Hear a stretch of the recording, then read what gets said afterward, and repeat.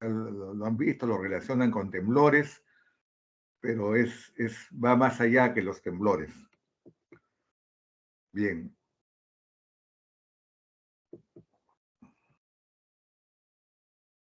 Esta es la agenda que vamos a utilizar en la presentación.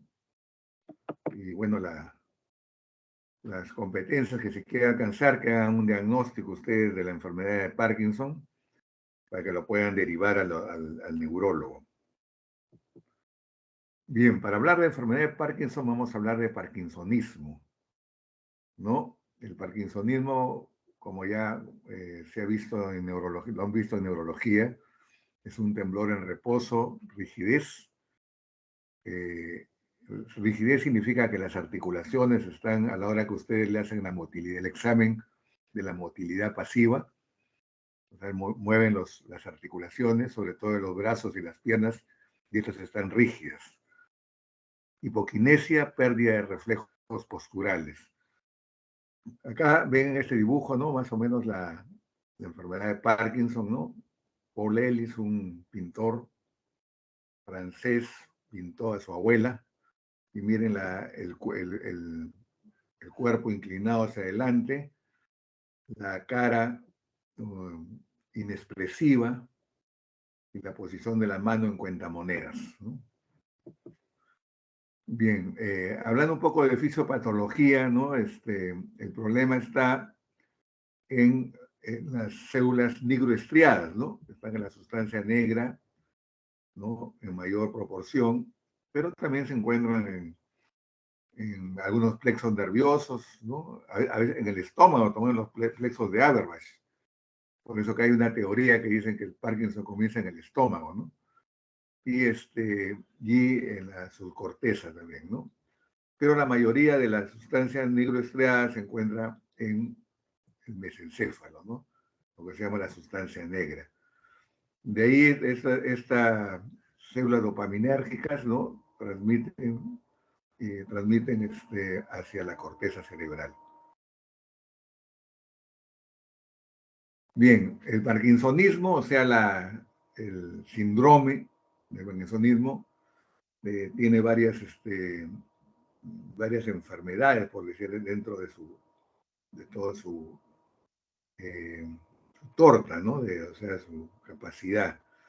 El Parkinson, mira, ocupa casi un 75%, ¿no?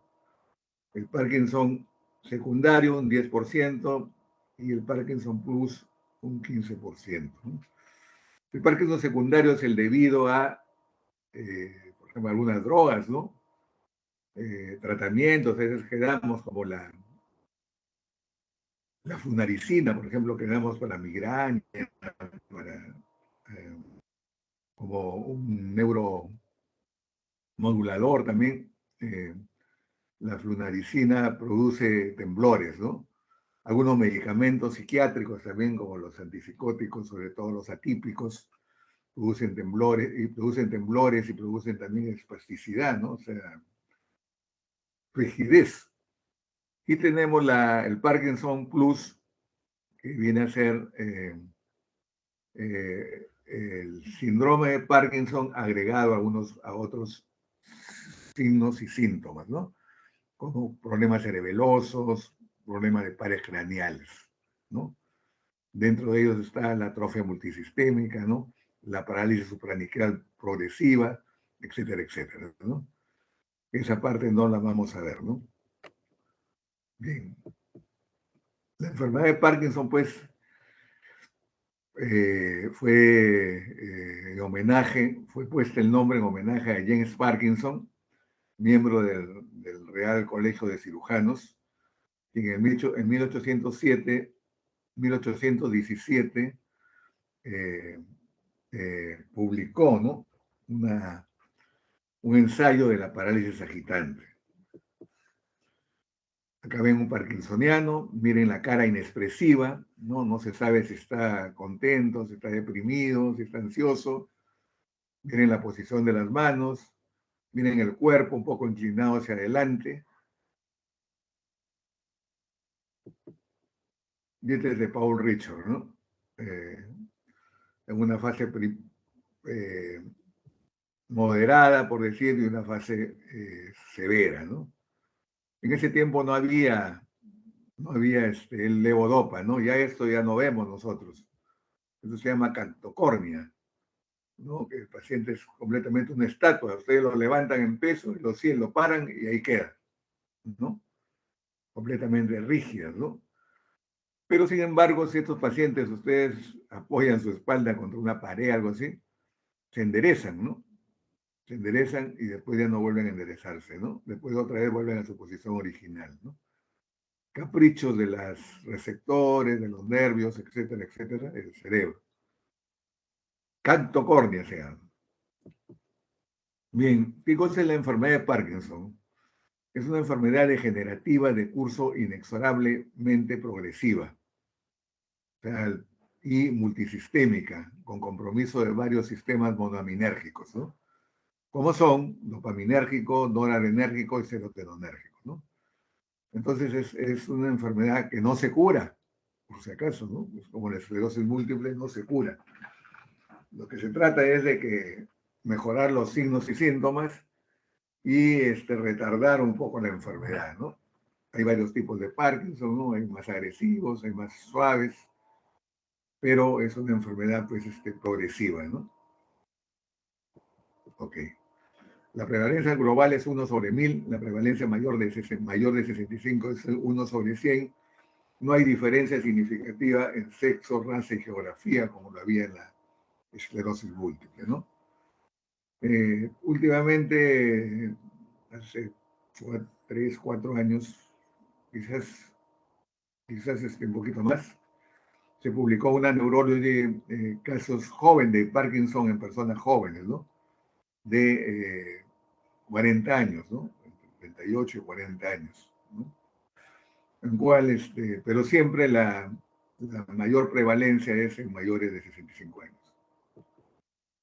La etiología es desconocida, ¿no? Hasta ahora, ¿no? Se dice que hay un problema, hay una interacción de genes y un problema ambiental, ¿no? Se ha hecho estudios, ¿no? Se ha hecho estudios, por ejemplo, en una comunidad en Australia de una parte minera, ¿no? Donde se consumían agua de pozo, en una zona minera. Y los pacientes que salían, por ejemplo, de esa zona, o sea, familias, había bastante Parkinson, salían y se iban a otra ciudad, no hacían la enfermedad, pero las personas que se quedaban sí hacían la enfermedad.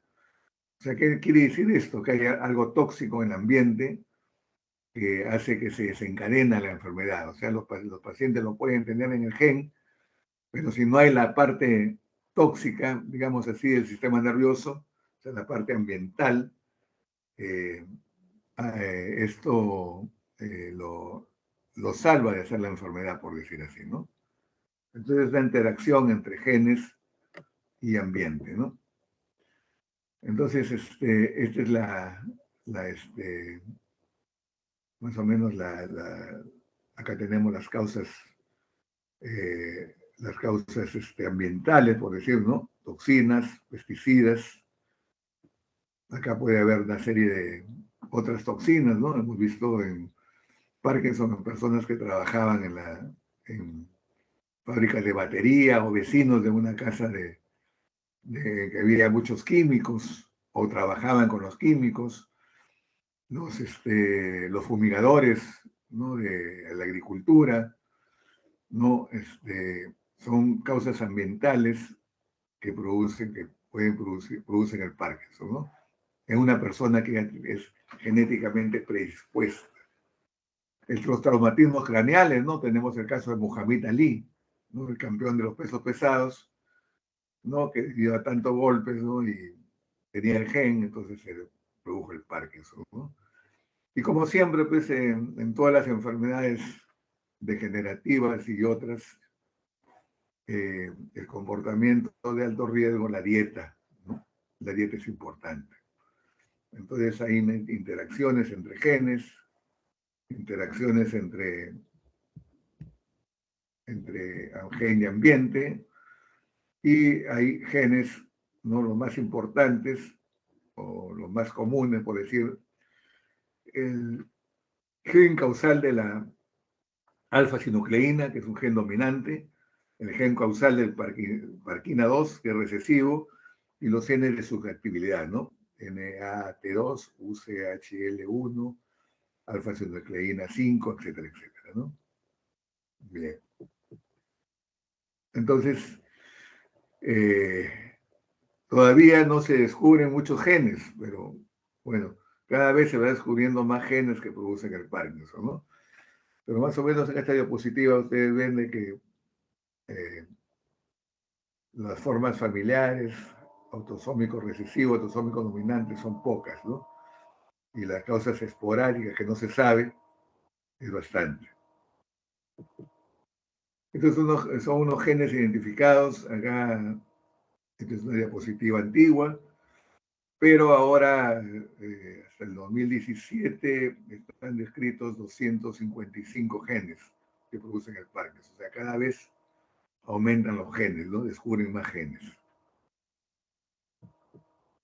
Hablemos un poco de la alfa-sinucleína, ¿no? La alfa-sinucleína eh, este, el primer nexo de la unión entre la genética y la enfermedad de Parkinson, herencia autosómica dominante con un debut aproximadamente igual o mayor de 50 años. La sinucleína es el componente mayoritario de los cuerpos de Lewy.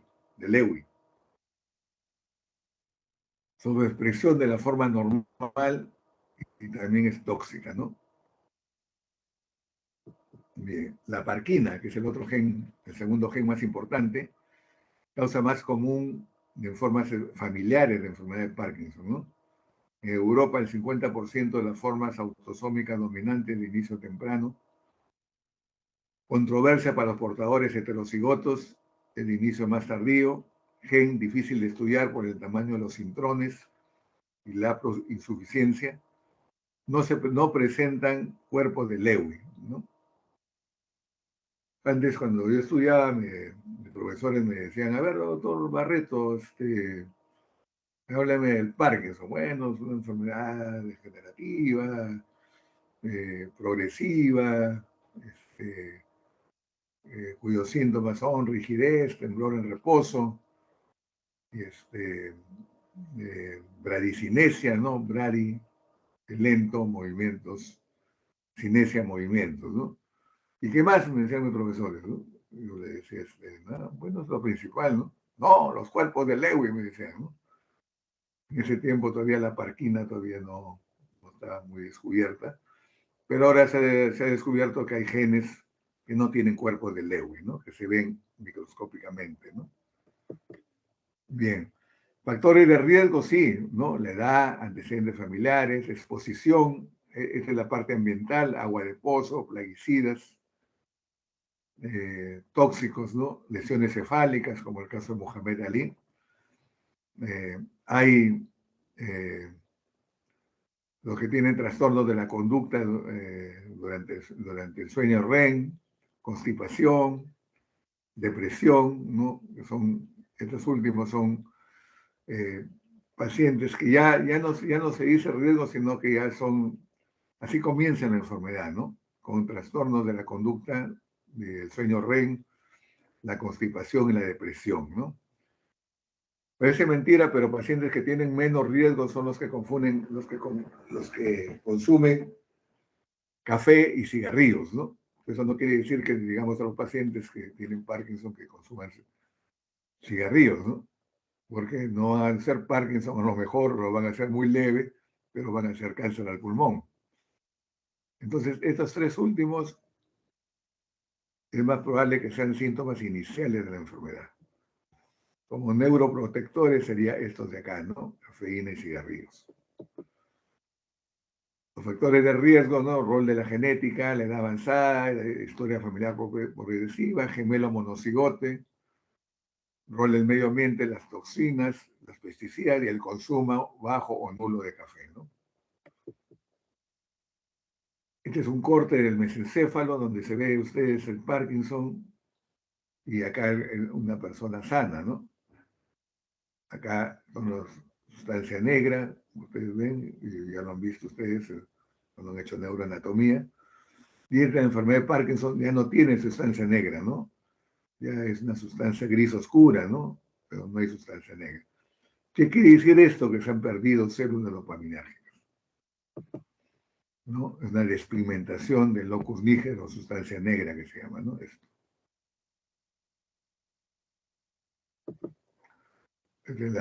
Bueno, es un corte microscópico, ¿no? La sustancia negra, y acá en el Parkinson casi no hay las. Y ahí en la sustancia negra están las células dopaminérgicas que se están perdiendo con el avance de los años. Estos son los cuerpos de Lewin, ¿no? Que se ven en los derivados del alfa-sinucleína y otros. Y este más o menos sería ya la cascada, por decirlo, ¿no? Que se produce el Parkinson, ¿no? Las mutaciones genéticas, ¿no?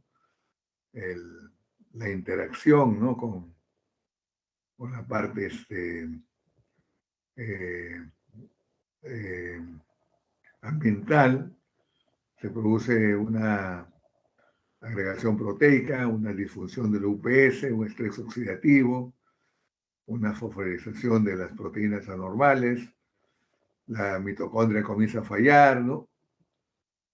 Estos son los tóxicos ambientales, ¿no? Esta interacción de genética con tóxicos ambientales, ¿no? Y se produce la muerte neuronal, ¿no? En algunos casos se forman los cuerpos de Lewy. Entonces, los primeros daños del sistema nervioso central serían degeneración del núcleo motor del nervio vago y del núcleo coeruleus, ¿no? O sea, es en la parte del tronco encefálico bajo, ¿no? Luego sería el deterioro del tallo cerebral y luego la corteza cerebral. Entonces, la enfermedad es ascendente, ¿no? La degeneración es ascendente. Esta es lo que le he dicho, lo que le explicaba en el cuadrito de donde está en toda la cascada, ¿no? El estrés oxidativo incrementado, la alteración mitocondrial, la excitotoxicidad, ¿no? La salida del glutamato, la excitotoxicidad, el calcio, que es en este caso es tóxico, el óxido nítrico también es tóxico, la falta de factores tróficos, la disminución potencial de la membrana mitocondrial, ATP, pierde el ATP, ya es DPP, apertura de los poros permeables y liberación de factores que inician la apoptosis, o sea, la muerte neuronal, ¿no? Entonces, haciendo un resumen, ¿no? Estrés oxidativo, falla mitocondrial, excitotoxicidad, agregación de proteínas, problemas de transporte, interferencia en la transcripción del ADN, el óxido nítrico, apoptosis, deficiencias de trofina. Esto de infección es entre comillas, ¿no? Se pensó en un tiempo que había un factor viral, ¿no? Pero esto no se aprobó, ¿no? No se aprobó. En lugar de infección acá se tipió mal, es inflamación, ¿no? Ok. Bueno, estos son los famosos estadios de Brack, ¿no? Brack publicó los estadios, este es un primer estadio, este es un segundo estadio, este es un tercer estadio, ¿no?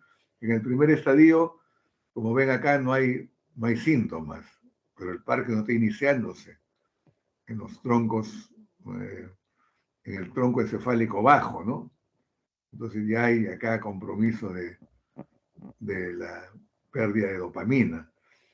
También se ha encontrado que en una fase muy temprana, en los plexos de Haber-Bach, en el intestino, se ha encontrado también baja de dopamina, ¿no? Y se han seguido esos pacientes y después han desarrollado Parkinson, ¿no? O sea, la enfermedad es ascendente, ¿no?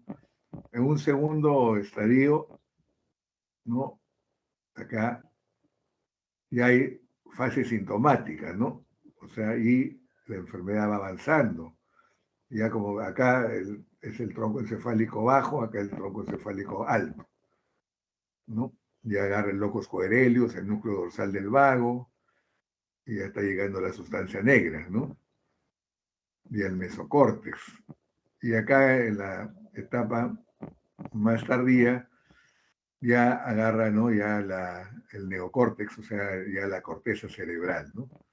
Por eso que en el Parkinson hay también este problema cognitivo, ¿no? O sea, hay una demencia parkinsoniana en algunos pacientes. Bien, esos son los 3 estadios de Braak.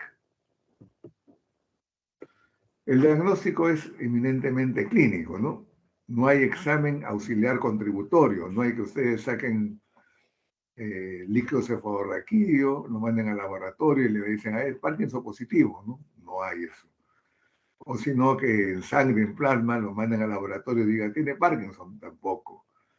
Que haya una lesión neuroradiológica en la tomografía, en las resonancias, que diga que tiene Parkinson, no hay.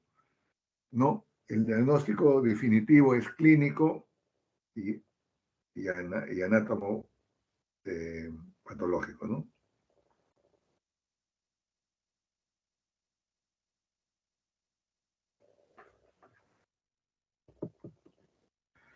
Este es el cómo se diagnostica, ¿no? Ahora ya cada vez es más científico, ¿no? Los criterios del Banco de Cerebros de la United Kingdom, Parkinson Disease Society, dice paso 1, bradicinesia y al menos uno de los siguientes síntomas: rigidez, temblor en reposo de 4 a 6 Hz por segundo, inestabilidad postural, que no haya problema visual, que no haya problema vestibular, que no haya problema cerebeloso, que no haya problema sensorial, que no haya problema de fuerza muscular, ¿no? También. Entonces se hace el diagnóstico, ¿no? Paso 2, exclusión, ¿no?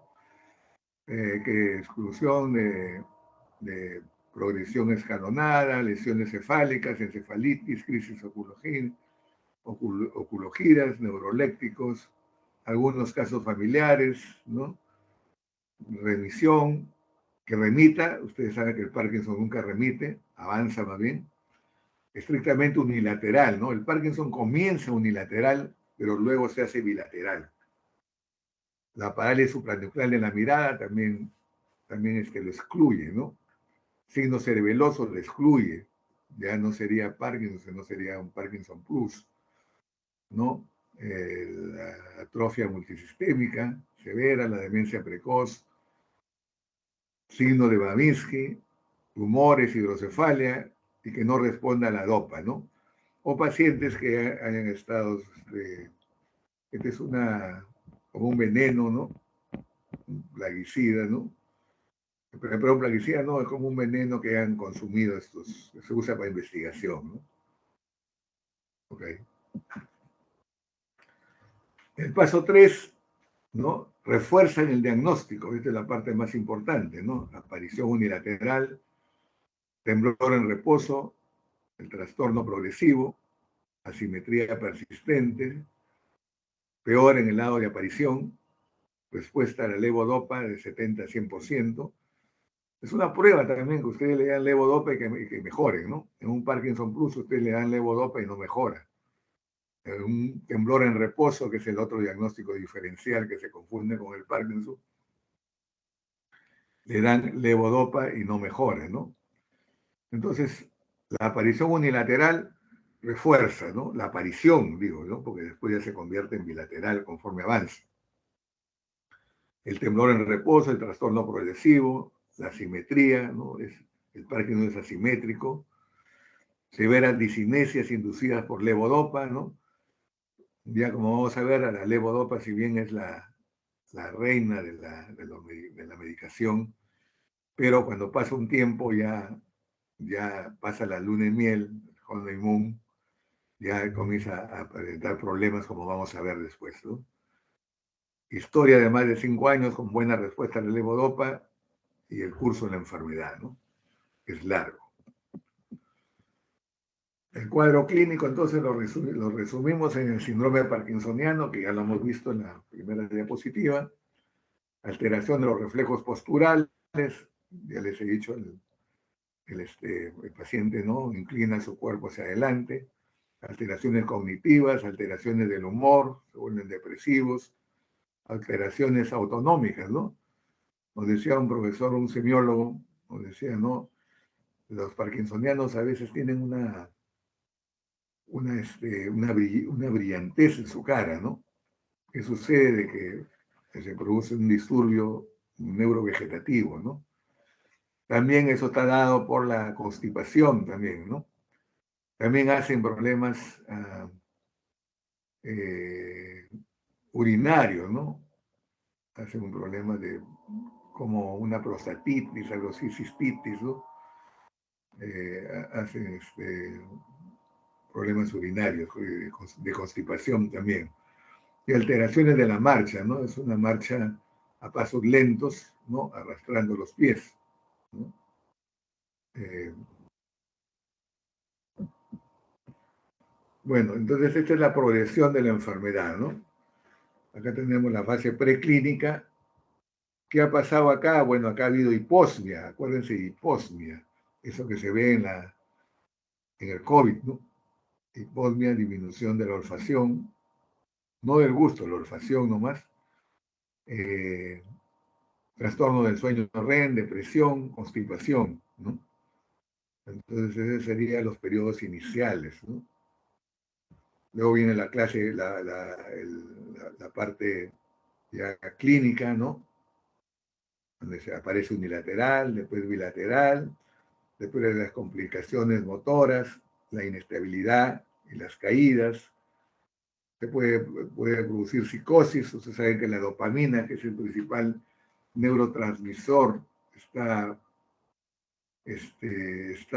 bajo, pero nosotros al darle la L-dopa aumentamos y a veces nos pasamos la mano y puede entrar en cuadro de psicosis, ¿no? Lo mismo que los agonistas dopaminérgicos también, ¿no? Y por último la demencia, ¿no? Y estos son los años. Entonces, miren cómo avanza la enfermedad en varios años. Lamentablemente, cuando nosotros la descubrimos, la diagnosticamos es acá más o menos, ¿no? Cuando ya comienzan estos signos, ¿no?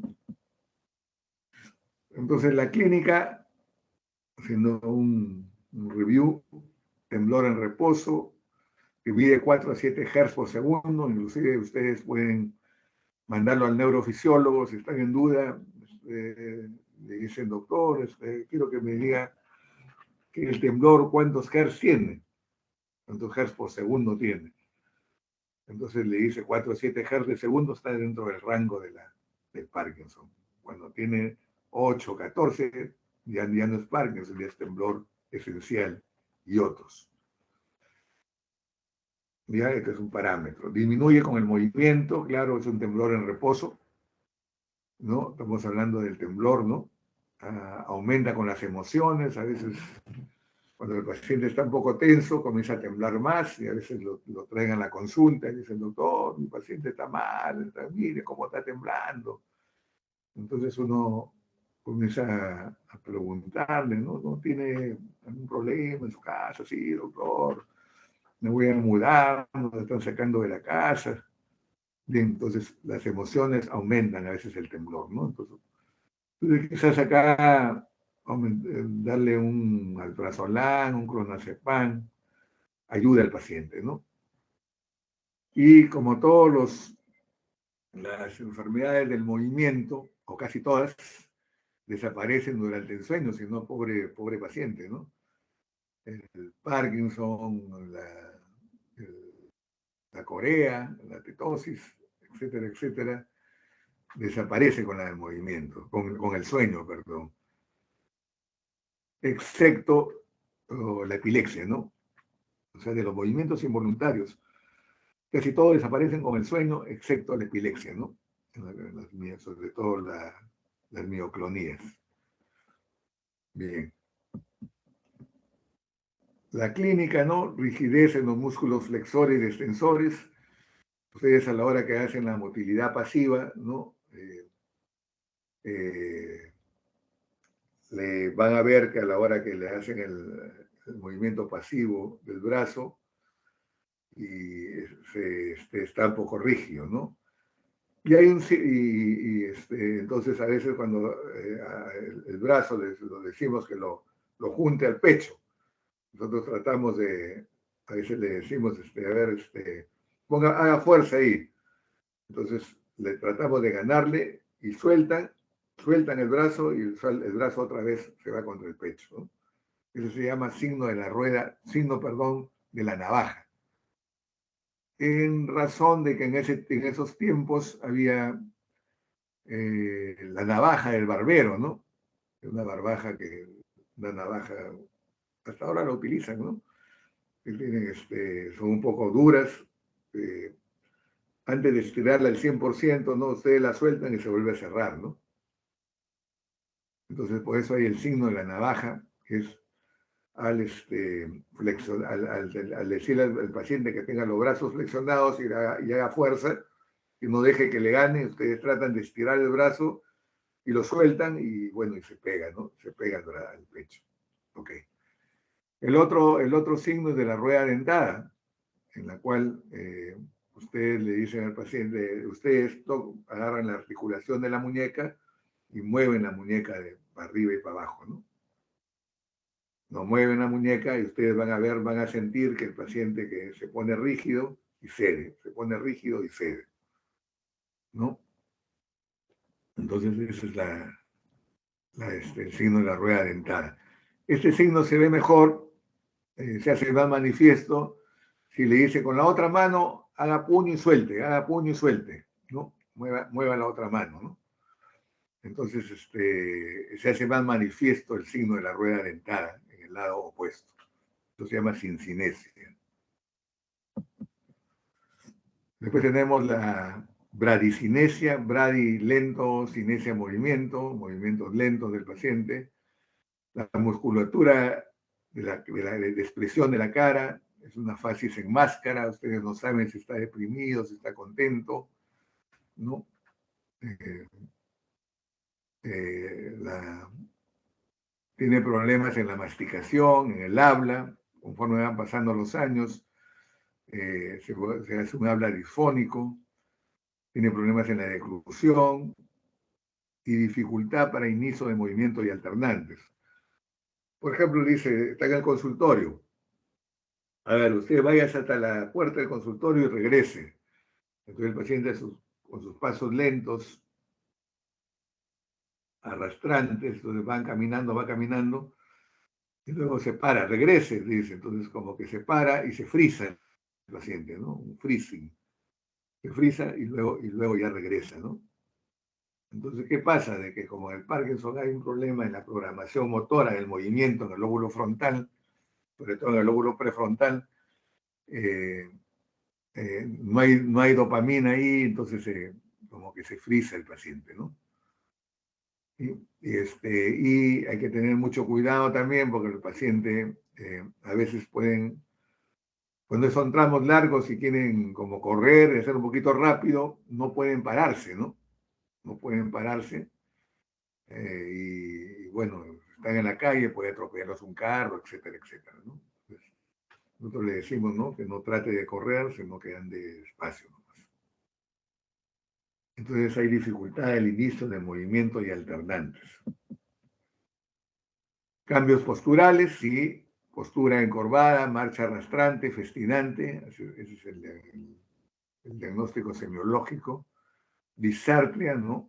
Una voz hipofónica, ¿no? La fuerza motora está normal, la caída frecuente, sí. Por eso que nosotros los mandamos a rehabilitación para que les enseñen a caminar un poco. Una característica es que tienen una letra bien chiquita, ¿no? Bien chiquita y temblorosa, ¿no? Escaso balanceo de brazos, ¿no? Cuando dice camina hasta allá y regrese, ¿no? Los brazos los tiene rígidos, no balancea los brazos como normalmente lo hacemos, ¿no? Y por supuesto tiene caídas frecuentes, ¿no? Por eso nosotros le decimos que usted, cuando camine trate de ampliar la base de sustentación, para que caminen bien. ¿Están escuchando bien, no? ¿Están escuchando bien? Sí, doctor, sí se escucha. Ok, seguimos. Síntomas predictivos, ¿no? O sea, antes que comienza la enfermedad.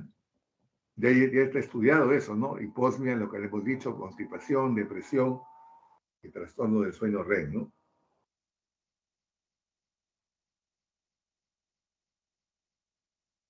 Ok. Esos son síntomas predictivos, ¿no? Y estos son los síntomas no motores. Síntomas no motores, bradiquinesia, hipoquinesia, temblor en reposo, rigidez, pérdida de los reflejos posturales, bloqueos motores, el freezing que le decía yo, hiponimia, o sea, no tienen la fases, ¿no? Hacen disfagia y hacen posturas en flexión. Síntomas no motores. Hay síntomas gastrointestinales, ¿no? Como babeo, constipación, ¿no? El babeo es un signo frecuente, ¿no? En la enfermedad de Parkinson, ¿no? En unos más que en otros, ¿no? Y esa pregunta nos dicen, ¿no? Nos preguntan, ¿no? Pero ¿por qué si tiene Parkinson? ¿Qué tiene que ver con el babeo, ¿no? Hay que explicarle que es parte de la enfermedad, ¿no? De la parte autonómica, ¿no? Sistemas sensoriales, a veces hay dolores, ¿no? Y hay dificultades olfatorias, ¿no? Dolores, a veces la rigidez que tienen los pacientes, ¿no? La postura que adoptan, a veces producen dolores osteoarticulares. Y a veces van al reumatólogo, les da un montón de medicamentos antiinflamatorios y estos no mejoran, no mejoran. Y el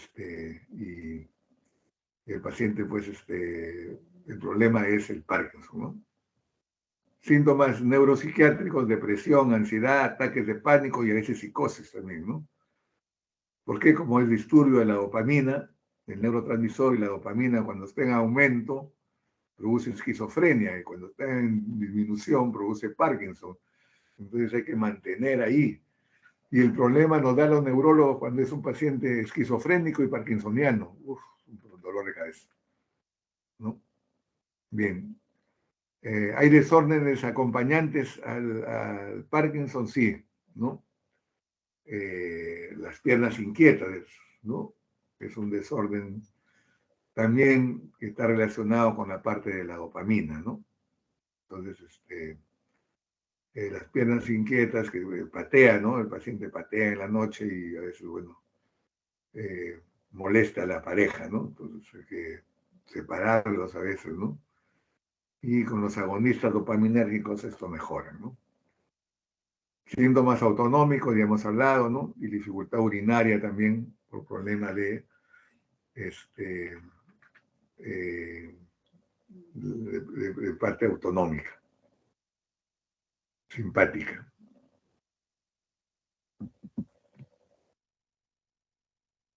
Trastornos no motores, ya hemos hablado, sensitivos, dolor neuropático, ¿no? Trastornos cognitivos, demencia, trastornos autonómicos, trastorno del sueño REM, trastorno del olfato, hiposmia, trastornos neuropsiquiátricos, depresión, ataques de pánico, psicosis, ¿no? ¿Cuáles son las características más importantes para hacer el diagnóstico? Los tips para hacer el diagnóstico, ¿no? Inicio insidioso, curso progresivo, compromiso inicial unilateral. Eso es importante, ¿no? Asimetría ¿no? del problema que tiene la rigidez, ¿no? O del síntomas parkinsonianos. Presencia del temblor en reposo, respuesta favorable al levodopa, no antecedentes de causas secundarias, no otros signos neurológicos. Estos son los tips más importantes para hacer el diagnóstico, ¿no? Parkinson avanzado, bueno, esto es lo que le decía, ¿no? La cantocornia, esto ya no se ve, ¿no? Esto, cuando no había dopamina, ¿no? Inclusive me contaba un profesor muy antiguo, cuando estaba estudiando con ustedes, me decía que hubo un temblor, ¿no? En los años 70 creo que hubo un temblor, me decía doctor y pacientes que estaban así de esa forma y que se bajaron de la cama y caminaron, ¿no? Quiere decir que el sistema nervioso pues, tiene el cerebro tiene otras vías que a veces desconocemos, ¿no? Y que se alteran se disparan, ¿no? Cuando hay un estrés muy fuerte, ¿no? Bien, eso se llama cantocornia. Bien.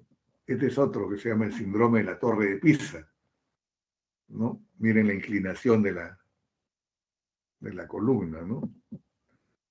Este es un síndrome de la Torre de Pisa. Se ve en algunos parkinsonianos, ¿no? Posiciones distónicas, ¿no? Que hacen el paciente. Entonces, hay también la demencia, ¿no? El deterioro cognitivo, se produce una demencia que está relacionado con la edad, el subtipo, ¿no? Rígido aquinético es un subtipo. El bueno se le puede dar donepezilo y rivastigmina, o sea, tratamiento que se emplea en el Alzheimer, ¿no? Depresión y ansiedad también se le puede dar ansiolíticos y inhibidores de la recaptación de serotonina, ¿no? Bien, pueden hacer alucinaciones o psicosis, ¿no? Acá te predice el momento de trasladarlo a hogar o cuidados especiales, tengan mucho cuidado, ¿no? Acá podemos usar antipsicóticos atípicos como la cloxapina y quetiapina. Ojo, no usar risperidona, ni olanzapina, ni aripiprazol. Esto empeora los síntomas, ¿no? Pero sí se le puede dar. La cloxapina es problemática porque hay que hacer dosajes de sangre porque se producen alteraciones de los leucocitos, ¿no? Pero quetiapina sí es un medicamento que se puede dar a estos pacientes, ¿no? Generalmente cuando hacen trastornos de conducta en las alucinaciones o psicosis, ¿no? Llegamos al diagnóstico diferencial, ¿no? El temblor esencial es un temblor que se parece mucho al Parkinson, ¿no? Nos hace dudar a veces, ¿no? Entonces hay que tener muy en cuenta el diagnóstico, ¿no? Lo que yo les he dicho, ¿no? Generalmente no avanza, ¿no? Mejora con algunos medicamentos como el propanolol, ¿no? La levodopa no funciona. El hiperparatoidismo también, el alcoholismo crónico también, la parálisis supranuclear progresiva, la esclerosis múltiple, el Parkinson Plus, el parkinsonismo vascular por infartos cerebrales y parkinsonismo tóxico medicamentoso, ¿no? Algunos medicamentos como los que se usan para el asma, esos inhaladores, ¿no? Producen temblor de las manos, ¿no? El Ventolin, etcétera, ¿no? Existen escalas para evaluar el Parkinson, sí, hay dos escalas importantes, la más antigua es la de Hory-Jarr, en la cual marca el Parkinson estadios, ¿no? Estadio 1, signos y síntomas unilaterales, síntomas leves, síntomas molestos que no incapacitan, generalmente se presentan con temblor en una extremidad. Los amigos han notado cambios en la postura, locomoción y expresión facial. Este es el estadio 1. El estadio 2, los síntomas ya se hacen bilaterales, mínima incapacidad, la postura y la marcha están afectadas. Estadio 3, ya hay más compromiso, significativo enlentecimiento de los movimientos corporales, dificultad precoz para mantener el equilibrio al marchar o pararse, disfunción generalizada, moderada a severa. Estadio 4, síntomas severos, todavía puede caminar a una distancia limitada, rigidez, bradicinesia, no está capacitado para vivir solo, el temblor puede ser menor que en estadios anteriores. Estadio 5, estadio caquéctico, ya más avanzado, invalidez completa, no puede mantenerse de pie ni caminar, requiere cuidados constantes de enfermería. Y la segunda escala, que es la que más usamos, es la primera escala casi no la usamos, es la escala unificada para la enfermedad de Parkinson, la UPDRS, ¿no?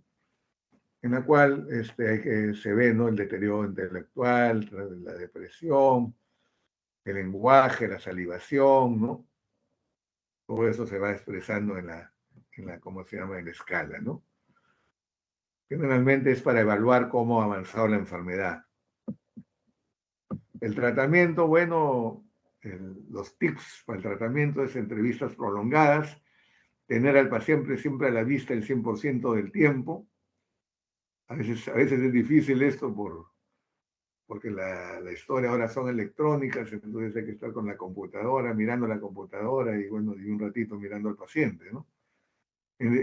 Pero en estos casos hay que dedicarle más tiempo a la mirada del paciente, mirar al paciente, ¿no? Desde cómo entra y ustedes pueden hacer el diagnóstico, ¿no? Entrevistar siempre con la pareja y el cuidador, siempre observar que no se acerque mucho, bueno, que no se acerque mucho al, a la, al escritorio donde está el médico, ¿no? Un poquito para lejos para evaluar cómo el temblor, etcétera, etcétera, cómo pone los pies, si tiemblan los pies, etcétera. Obtener un listado completo de la medicación, las concentraciones, las presentaciones de la levodopa, si es que lo toma, determinar el progreso de la enfermedad y la UPDRS, que es la escala funcional del Parkinson, en, bueno, no en cada visita, pero se puede evaluar cada 6 meses o cada 3 meses, ¿no? El tratamiento puede ser preventivo, neuroprotección o neurorestauración, sintomático, farmacológico, no farmacológico y neuroquirúrgico, ¿no? Últimamente está tomando fuerza el tratamiento neuroquirúrgico, ¿no? Entonces, esta es la neurona presináptica, esta es la posináptica, esta es la barrera hematoencefálica, ¿no? La glía, ¿no? ¿Por qué les traigo eso? Porque acá actúan el tratamiento, ¿no? Por ejemplo, si tú le das dopamina, ¿no? Tiene que pasar la barrera hematoencefálica y de la neurona presináptica, ¿no? Pero a veces acá, donde están los receptores postsinápticos, no están funcionando bien y por más que le bombardees con dopamina, acá estos receptores están disminuidos. Entonces acá hay que agregar agonistas dopaminérgicos. ¿Qué hacen los agonistas dopaminérgicos? Jalar la levodopa, ¿no? Para que entre más. Y acá también están estos medicamentos que son los inhibidores CON, ¿no? Que ayuda a que la levodopa ingrese todo al sistema nervioso central. Porque si ustedes, a veces la levodopa, cuando nosotros damos un porcentaje, un 60% se va al sistema nervioso central y un 40% se va al pulmón, al hígado, etcétera, etcétera, ¿no? Entonces, ¿qué hacen acá? La entacapone y torcapone, hacer que todos ingresen, ¿no? Ingresen acá. Luego está la glía, donde funcionan, ¿no? Los neuroprotectores como la rasagilina, también los neuroprotectores que hacen que no se mueran las neuronas, ¿no? O sea, que la alargan, o sea, que demoren más, ¿no? De todas maneras es inexorablemente, ¿no? Que se van a morir, ¿no? Esto que yo le decía, ¿no? La levodopa, ¿no? Y los agonistas dopaminérgicos de acá, la glía, ¿no? Son los 3 sitios claves para la medicación, ¿no? Entonces, estos son los tratamientos, ¿no? Agonistas, anticolinérgicos. Los anticolinérgicos funcionan más en el temblor. Los inhibidores CON, inhibidores de la monoaminoxidasa. Acá está la selegirina y la rasagilina, que son los neuroprotectores. Estos son los inhibidores CON, que hacen que ingrese la levodopa pura al cerebro y la levodopa, ¿no? Bien. La levodopa es la reina, pues hasta ahora ya está viejita, tiene más de 70 años y hasta ahora no nadie la ha desplazado, ¿no? Entonces es el único medicamento que el paciente lo toma hasta que se muera, ¿no? Vida media 90 minutos, precursor metabólico del neurotransmisor y 90 minutos y más, ¿no? Según el estadio de la enfermedad. Precursor metabólico del neurotransmisor de la dopamina, forma de administración, Acá hay que titularla, ¿no? Darle primero dosis bajas, un cuartito, después media y ahí se va subiendo, ¿no? Y sobre todo se da en las horas que más necesita el paciente, o sea, en sus horas de trabajo, ¿no? En la mañana, en la tarde, ¿no? Y en la noche se disminuye ya, porque como va a dormir ya se disminuye, ¿no? Salvo que el paciente tenga problemas en levantarse, entonces hay que darle una dosis regular en la noche para que pueda levantarse, porque si no se pone rígido, ¿no? Ya, asociado a inhibidores periféricos, pero esto ya está de más porque ya vienen ya asociados, ya. Antes no estaban asociados. Este es un paciente que no ha tomado la levodopa, ¿no? Fases inexpresiva, y esta que ya tomó la levodopa, miren, ya está sonriendo, ya tiene una fases expresiva, ¿no? Miren cómo mejora la fases inexpresiva, como ahí, con la fases expresiva. Bien, la levodopa mejora la esperanza de vida de los parkinsonianos, se dice que viven más, ¿no? Sobre todo con mayor calidad o mejor calidad de vida, ¿no? El problema de la levodopa es que trabaja muy bien hasta 5 años, ¿no?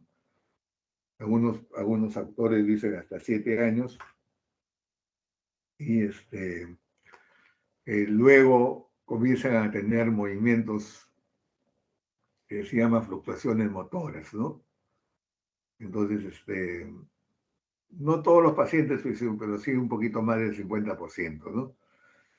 Entonces, la luna de miel, ¿no? Dura 5 años más o menos, ¿no? ¿Qué pasa? ¿Qué pasa? Que las células dopaminérgicas han muerto más, ¿no? Y la levodopa ya, en lugar de mejorar al paciente, lo está intoxicando, ¿no? Entonces, aquí hay que bajar un poquito la levodopa para que no produzca estos movimientos, estas fluctuaciones y aumentar los agonistas dopaminérgicos, ¿no?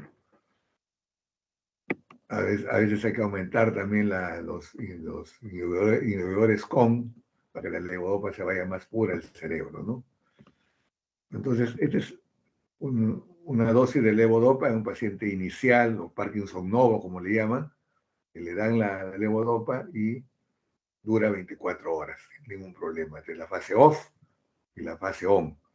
La fase off es cuando no tiene levodopa, los neurotransmisores no funcionan bien, y la on cuando están con toda la levodopa funcionando, ¿no? Hay que iniciar la terapia con levodopa, pero siempre hay que evitar, hay que demorarla. ¿Por qué? Para evitarlas, para que el paciente tenga más techo. Entonces, por eso que les digo que hay que titularlo, darle poquito a poquito, un cuartito, mañana y tarde, luego aumentar otro cuartito, después pasar a media y así, ¿no? Para que el paciente tenga más techo a llegar a los 5 años, ¿no? Para evitar que las fluctuaciones, la disquinesia.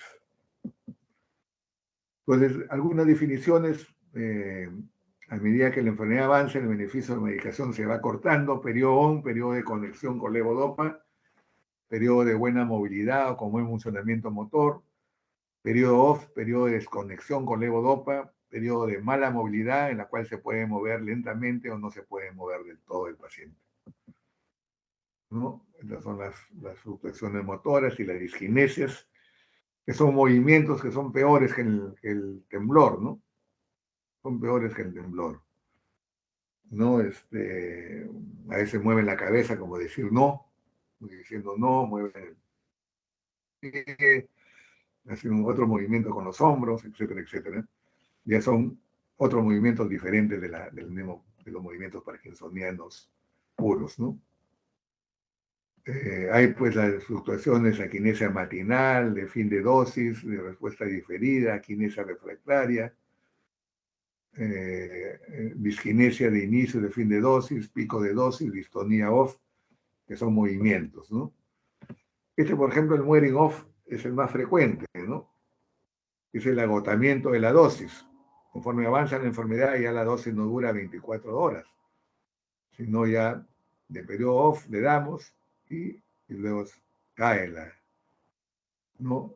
Cae, hay un periodo off, o sea, periodos en que aumenta la enfermedad y luego le damos la pastilla y otra vez se van al periodo on, ¿no? El wearing off. Entonces, estas disquinesias, ¿no? ¿Cuáles son las disquinesias o discinesias, ¿no? Movimientos coreicos, movimientos balismo, distonías, tics. Puede ser con la mano, con el pie, con la cara. A veces adoptan posiciones estéticas incapacitantes, ¿no? Los pacientes, ¿no? En la cual hay que darles, ponerles toxina botulínica para enderezar un poco las extremidades, porque a veces el pie lo meten hacia adentro. Sí, posiciones distónicas adoptan, ¿no? Son las disquinesias, son los años de tratados con levodopa. Estas disquinesias pueden presentarse en los momentos de mayor efecto en la medicación. Disquinesia de picodosis es la más frecuente o puede ocurrir cuando los niveles de medicación están subiendo o bajando.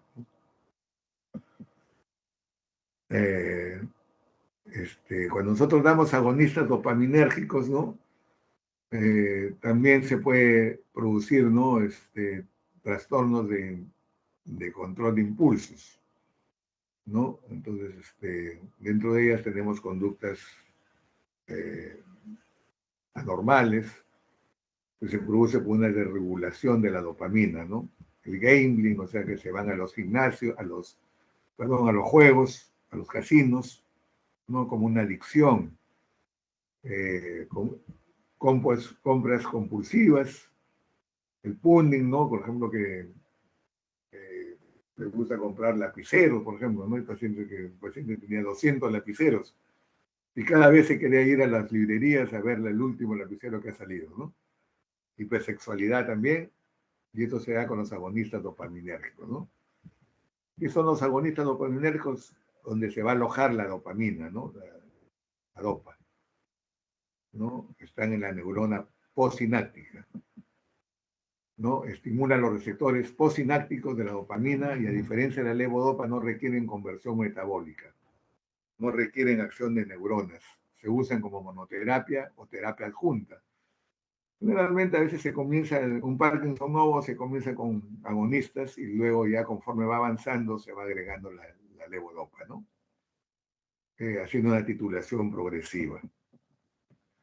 Dentro de ellos tenemos lo que tenemos acá en el Perú, tenemos el pranipexol, tiene afinidad por los receptores de 2, de 3 y de 4, receptores adenérgicos alfa y beta, receptores de acetilcolina y serotonina. La vía media de 12 horas, dosis se puede dar hasta 4.5 miligramos día, titulando, ¿no? Se puede usar como menoterapia o terapia adjunta, o sea, se puede usar a un agonista dopaminérgico, un pramipexol, con un cuarto, con media de levodopa, ¿no? O con una de levodopa, ¿no? Según el paciente.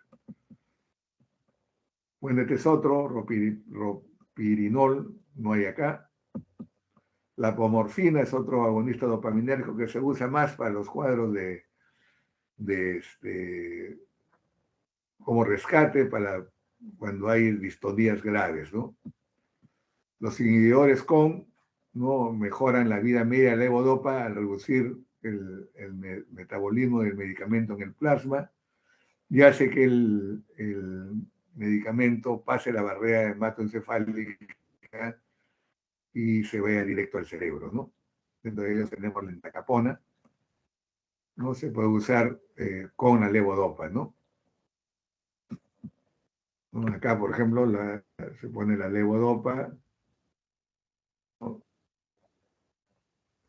Entonces se pone acá los inhibidores y hace que no se vaya a la periferia, sino que entre de frente, alzando la barrera hematoencefálica, y se vaya de frente al cerebro y no se vaya al pulmón, ni se vaya ¿cómo se llama?, al hígado, etcétera, ¿no?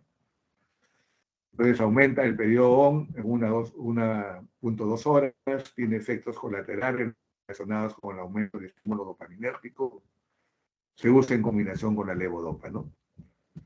Se administra 200 miligramos con cada dosis de levodopa, hasta llegar a un máximo de 1.600. Complicaciones evolutivas de la enfermedad de Parkinson. Las complicaciones ya les he dicho, ¿no? Son, ¿no? Trastornos, pérdida de la eficacia de la levodopa, ¿no? Fluctuaciones de la respuesta motora, las diskinesias, ¿no? Y conforme van pasando los años, ¿no? Trastornos neuropsiquiátricos, autonómicos y sensitivos van aumentando conforme pasan los años. Manejo de las complicaciones, cuando hay diskinesias, usar amantarina, ¿no? Eso porque como una referencia que conozcan, porque eso ya lo manejamos nosotros, los neurólogos. La neuroprotección sí le pueden dar desde un Parkinson novo, ¿no? ¿Qué hace la neuroprotección? Disminuye la tasa de muerte neuronal, ¿no? Y eso se ve en las escalas, ¿no? UPDRS, ¿no? Dentro de ellos tenemos la resagilina, 1 miligramo una vez al día, actúa a nivel de la glía, ¿no? Protegiendo las células dopaminérgicas, ¿no? O la seligilina también, pero más se usa la resagilina, la seligilina se está dejando de usar, ¿no? Como las pastillas, pues tenemos ese problema del pico valle, entonces se creó este dispositivo, ¿no? De hacer con una operación laparoscópica una, una operación al intestino, ¿no? al estómago, y mira que está el estómago, acá está ¿no? el catéter, y acá está el administrador de la levodopa, ¿no? Para que sea más continua y evitar así los periodos on-off, ¿no? Entonces acá se pone la bolsita, con el medicamento y se cambia diariamente, ¿no? Entonces, este tratamiento hace que el paciente esté un poquito más, no tenga los periodos pico-valle y no haga mucho problema del wearing off, etcétera, etcétera, ¿no? De todas maneras lo hacen, pero en menor proporción. Lo malo que ese tratamiento vale aproximadamente $1,000 mensuales. Acá está, ¿no? El huequito que le hacen en el estómago, ¿no? Y el catéter y la administración de la levodopa en gel, una levodopa especial. El tratamiento quirúrgico es lo último que se está haciendo, ¿no? Cuando los síntomas no pueden ser controlados con medicamentos y experimenta fluctuaciones motoras y diskinesias, se usa el tratamiento quirúrgico, ¿no? Cuando no puede ser controlado con pastillas. Puede ser cirugía con lesión, que ya cada vez menos se utiliza, y estimulación cerebral profunda. Cirugía con lesión se realiza con estereotaxia. Las lesiones se crean en el tálamo, talamotomía, el globus pálido, la palidotomía en el subtálamo, ¿no? O subtalamotomía. Y un chip, ¿no? Es reversible y no destruye el cerebro, ¿no? Acá no se destruye nada. ¿No? Se le pone en el cerebro, localizando la punta del electrodo del tálamo, para el temblor, en el globus pálido, para la disquinesia, y en el núcleo subtalámico, para la enfermedad de Parkinson, ¿no? Entonces, luego esto va a un generador, ¿no? Finalmente tener el pecho, ¿no? Entonces involucra acá un implante en el cerebro, ¿ok? De la cirugía con lesión, o sea, la cirugía estereotáxica, ¿no? Que cada vez se usa menos. Estos son los grandes parkinsonianos en la historia, ¿no? Hay un montón, pero bueno. El actor, ¿no? De Regreso al Futuro y el Papa, Mohamed Ali. No sé si hay alguna pregunta que quieran hacer, con mucho gusto. Vamos para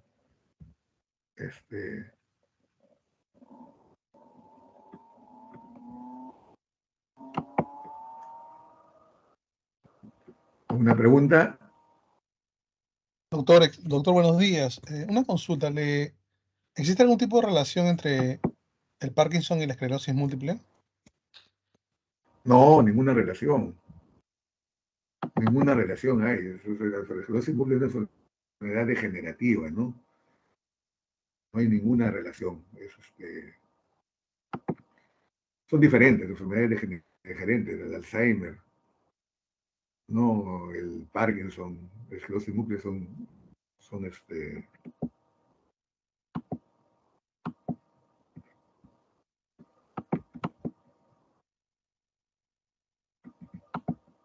no sé si ven ustedes la pantalla. ¿Ven la pantalla?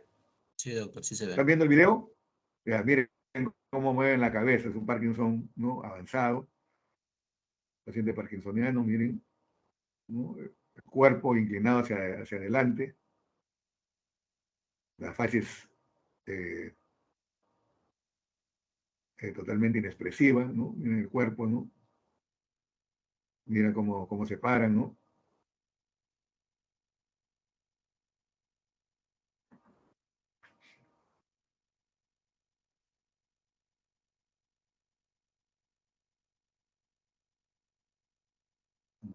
Mira.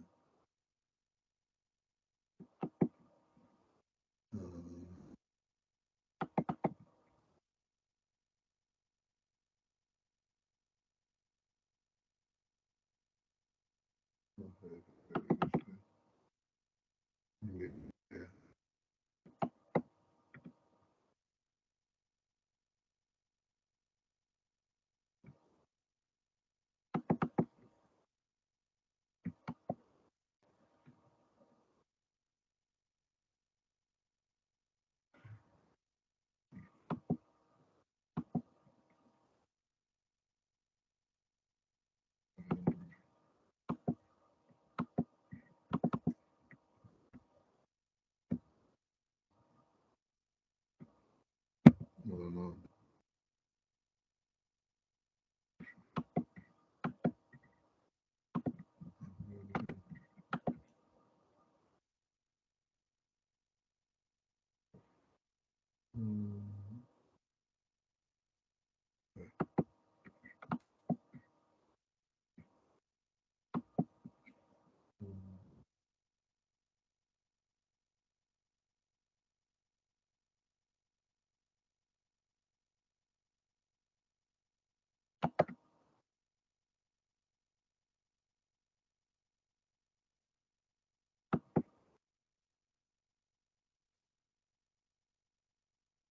Pero ojalá que se pueda abrir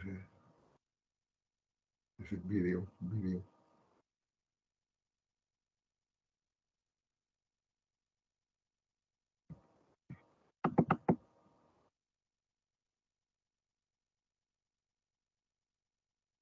No se puede abrir. Bueno, pero ya vieron el anterior. Bien, ¿alguna otra pregunta que quieran hacer? Con mucho gusto. Sí, doctor. Sí. Buenos días. En función del uso de la escala unificada para la enfermedad de Parkinson, quería preguntarle, como nos mostró, tenía varios ítems, en realidad, el resultado de eso, en función de la puntuación, ¿qué nos indica? ¿La gravedad? ¿Se indica el pronóstico? ¿Cómo se usa? Claro, el avance en la enfermedad de Parkinson, digamos, cómo avanza, porque ustedes saben que es una enfermedad degenerativa, que avanza, nunca se detiene, ¿no? Avanza y lo va incapacitando al paciente. Entonces ahí medimos la escala de discapacidad del paciente, ¿no? A veces ya no pueden caminar, ¿no? Ya están postrados, en silla de ruedas, o pacientes de que todavía pueden movilizarse, ¿no? Etcétera, etcétera. Todo ese avance en la enfermedad nos da la escala unificada de EDPS.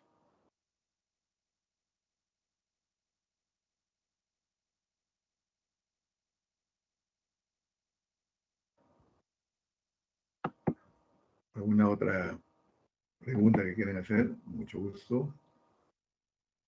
Doctor. Sí, le escucho. Doctor, ¿existe algún tipo de examen de laboratorio o diagnóstico por imágenes que nos pueda ayudar a descartar exactamente o diagnosticar Parkinson? ¿O es Bueno, clínico un 100%? para diagnosticar no existe examen de bioquímico que saca sangre y que digan, ¿tiene Parkinson? No. No hay examen neuroradiológico que una resonancia le pidas o una tomografía le pidas y dice, a ver, quiero que me digas si tiene Parkinson o no. No. Lo que sí te puede es descartar enfermedades. Ya te he dicho que hay parkinsonismos, ¿no?, de otras etiologías. Por ejemplo, yo he visto parkinsonismo por un cisticerco que está en los ganglios basales, ¿no?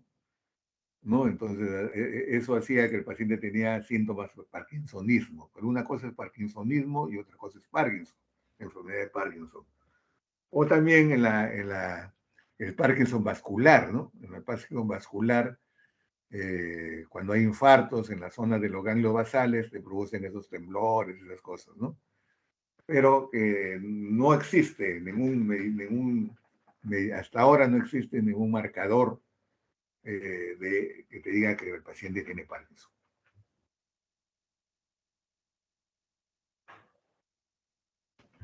Doctor, y he estado viendo que el cannabis también es uno de los tratamientos para personas que tienen Parkinson. Bueno, yo te voy a decir de que el cannabis, existen dos elementos, dos instituciones en Estados Unidos, la FDA y en Europa la EMA. Ellos son los que dan las pautas y en base de ensayos, de investigación, ¿no? Metaanálisis, dan el visto bueno para la medicación para las enfermedades, ¿no? Bueno, en neurología tenemos el cannabis está aprobado por la EMA y la FDA para ciertos tipos de epilepsia, ¿no? Por ejemplo, la enfermedad de Lennox-Gastaut, ¿no? Para la esclerosis tuberosa, ¿no? La enfermedad de la esclerosis múltiple, etcétera. Pero Parkinson no está aprobado todavía, ¿no? Pero sin embargo, lo utilizan, ¿no? Acá la Digemit te vende el medicamento, ¿no? Siempre y cuando esté, ¿cómo se llama? Sellado y firmado por un médico, creo que no sé si será neurólogo, pero ya lo aceptan, ¿no? Pero no está aprobado por la FDA, ¿no? Como muchos medicamentos que no están aprobados y que se usan, ¿no?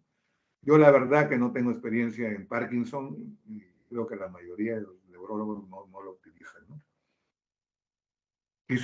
Quizás podría ser como parte de bajar la ansiedad, una cosa así, ¿no? La depresión, por ahí podría ir. Pero no está aprobado para el Parkinson, ¿no?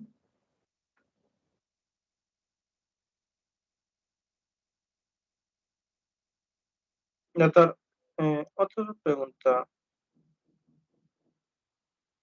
En función a los estadios, la parte inicial de la clase nos habló de los estadios de Braak y los estadios de Wellington, algo así. Mi pregunta era, ¿cuál de los dos sería el más adecuado usar? No, el estadio de Braak son estadios para ver la evolución de la enfermedad. No, la evolución, es decir, cómo comienza la enfermedad, ¿no? Para ver cómo comienza, o sea, comienza en el tronco encefálico y va avanzando, ¿no? Pero para ver la disabilidad, o sea, los americanos le llaman, ¿no?, disability, para ver la invalidez, digamos así, porque el Parkinson conduce a una invalidez. Entonces, tienes que hacer unas escalas funcionales de la enfermedad, ¿no? Así como hay el NIS y todas esas cosas en la enfermedad vascular, así está el Hohenjardt y el de la EDSS, que es la más UPDRL, que es la más, que es la más utilizada, nos dice, ¿no?, en qué estadio está el Parkinson para ver qué grado de invalidez, ¿no? Entonces le podemos decir, no, ya su familiar, ya es bueno que usted se busque cuidado de enfermería, ¿no?, para que le den los alimentos, eso, o le pongan una sonda nasogástrica porque ya no puede tragar los alimentos, se produce una disfagia, etcétera, etcétera, ¿no? La otra es para la evolución clínica nomás, ¿no? Algo así como para saber cómo la enfermedad va atacando, ¿no? Algo así, ¿no? Los órganos del cerebro. Pero la que se usa es la escala funcional, la que le digo, la PURL. Gracias, doctor. Entonces, no sé si está tu pregunta ha sido contestada, Sí, sí, doctor. tus inquietudes. Doctor, una consulta. Sabiendo que existe una competencia, ¿no? A nivel de intestinal entre levodopa y proteínas de origen animal, ¿debería haber algún tipo de restricción dietética a recomendar en los pacientes? Bueno, la dietética es como la que se utiliza en todo, ¿no? ¿No? Se usa, bueno, eh, bajo en grasas, bajo en sal, bajo en azúcar, ¿no? La dieta en todas las enfermedades degenerativas se recomienda eso, y en todas las enfermedades vasculares también, ¿no? Como en todo, la dieta sana. Y ya te he dicho que hay el café, ¿no? El café se ha demostrado que el Parkinson se produce más en los pacientes que consumen poco o nada, nulo de café. Doctor, yo me refería, por ejemplo, a la levodopa compite con las proteínas de origen animal a nivel intestinal, ¿no? Que es donde se absorbe. Si consumimos levodopa y proteína de origen animal, se va a interrumpir la efectividad del medicamento. Entonces, si es que sería una recomendación, pues restringir las proteínas de origen animal en los pacientes. Bueno, sí, pero no produce mucha interacción, ¿eh? Pero sí se recomienda, se recomienda. Siempre la anamnesis se le recomienda al paciente qué medicamentos le están dando al paciente, que por acá esto, ¿no? Entonces, en ciertas dietas, ¿no? Generalmente ya.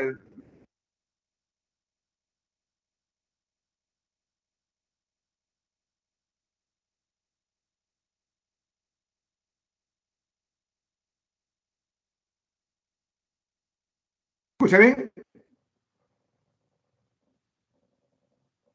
Hola. Sí, Hola. doctor. Ya. Le decimos que al nutricionista darle una dieta para Parkinson, ¿no? Entonces ellos ya le dan, ¿no? ¿Una pregunta más? Con mucho gusto.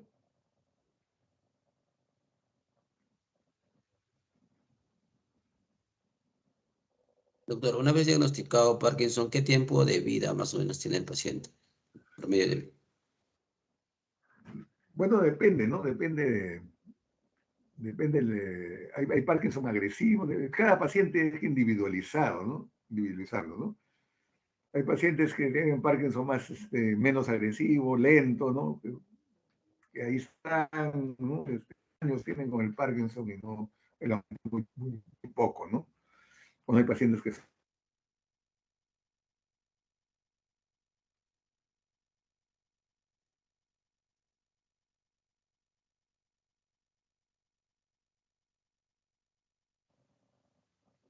¿Me escuchan? Hola, ¿me escuchan? ¿Me escuchan? No se lo escuchó, doctor, recién nomás se lo está escuchando. Ah, bueno. Se le había Le apagado su decía micrófono. hay que, ¿cuál era la pregunta en sí que me dijiste? ¿Cuál La es el pregunta, tiempo de vida promedio del paciente que tiene Parkinson, doctor? hola, Doctor, el tiempo promedio de un paciente que tiene Parkinson de vida, ¿no?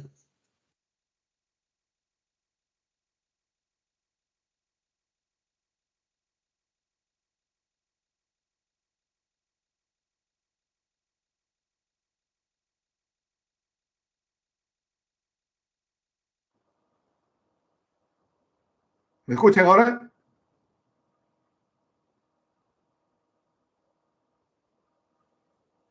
Hola, ¿me escuchan?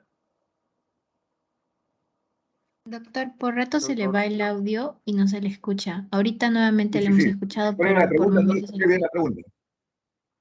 ¿Cuál era la pregunta? No la escuché bien. Doctor, Buenas, otra vez. El tiempo promedio de vida de un paciente que tiene Ah, ya, Parkinson desde que es ya, diagnosticado. ya. Bueno, te decía que el Parkinson no, en sí no mata al paciente, no mata las complicaciones. ¿Cuáles son las complicaciones? La disfagia, ¿no? El babeo mismo, que se pueden atorar con la saliva, la depresión, etcétera, etcétera, ¿no? Pero el paciente puede durar años, ¿no? El Parkinson no mata al paciente, ¿no? Matan las complicaciones. A eso me refiero.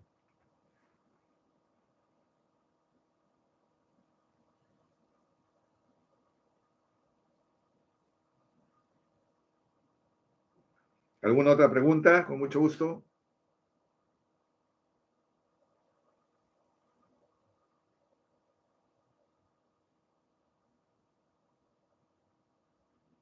¿Me escuchan? Sí le escuchamos, doctor, pero parece que no hay más preguntas. Bueno, entonces, si no hay más preguntas, les agradezco bastante y ya nos vemos. Pues, ¿ya? Ya, doctor, muchas gracias. Muchas gracias. Hasta luego.